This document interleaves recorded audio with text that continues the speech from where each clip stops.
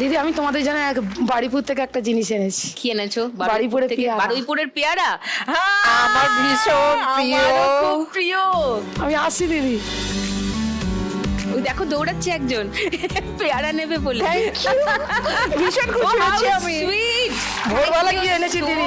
তখন ভোর 5টা বাজে। 5টার সময় গিয়ে পেয়ারা নিয়ে এসছো। নিয়ে এসছি, খুব খুশি হয়েছি।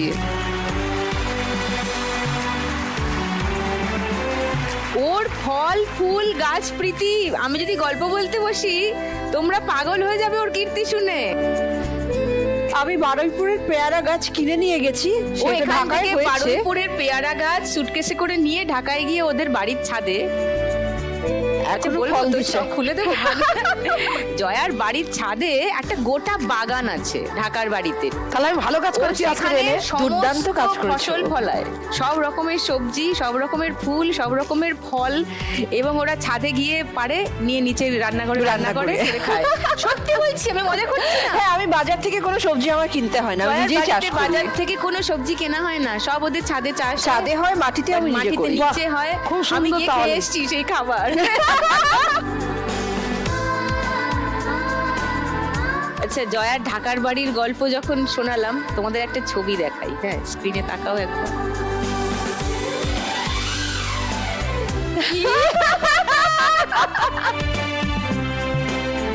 এটা জয়ার ঢাকার বাড়িতে। হ্যাঁ, এই সেই বিখ্যাত খাবার টেবিল।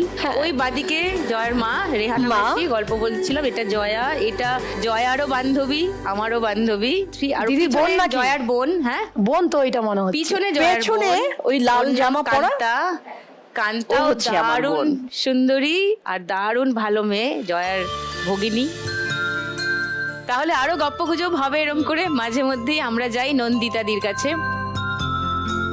নন্দিতাদি শারীরিকভাবে একটু কঠিন জায়গায় আছেন।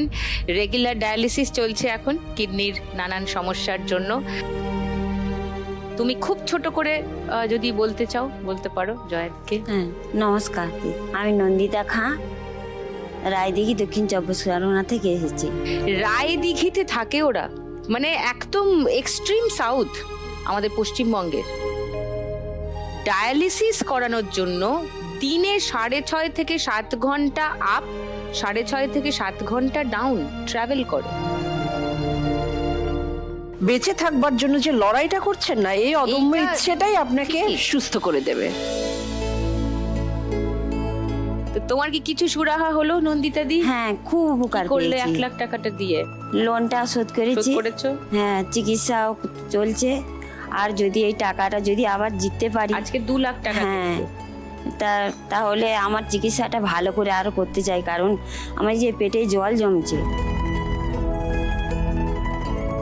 ডাক্তার এবার প্রাইভেট ডাক্তার দেখাতে বলেছে, ওখানে আর চিকিৎসা করছে তুমি না আমার। চিকিৎসাতেই তোমার আজকে 2 লাখ হ্যাঁ, টাকা হ্যাঁ। পেলে খরচা করতে যাও। নন্দিতাদি খুব ভালো লেখে। আজকে এনেছো কিছু? হ্যাঁ, লিখে এনেছি, এবং আমার যে আলো পত্রিকা বার হয়েছিল এই বইটা নিয়ে এসেছি। দেখি কি লিখে এনেছো, একটু শোনাও। এটা অসহায়ের বন্ধু, লাখ টাকার লক্ষ্মী লাভ।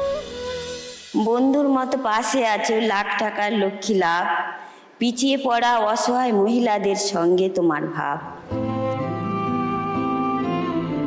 লক্ষ্মী লাভের খেলার সুযোগ পাওয়ার জন্যে শত শত মহিলা যাচ্ছে অডিশনে।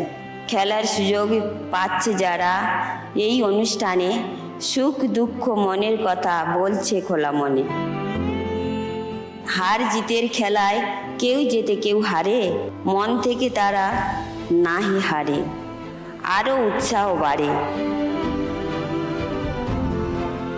লক্ষ্মী লাভের কৃপায় কেউ পাচ্ছে মাথার ছাদ, কেউ পাচ্ছে শৌচাগার, কেউ পাচ্ছে চিকিৎসা, কেউ পাচ্ছে পড়াশোনার ভার, কেউ করছে সমাজসেবা, কেউ করছে ব্যবসা।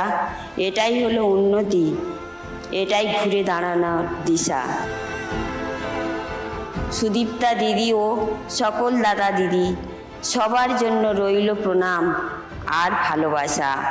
এই অনুষ্ঠান চলুক বছর বছর, এটাই সবার আশা।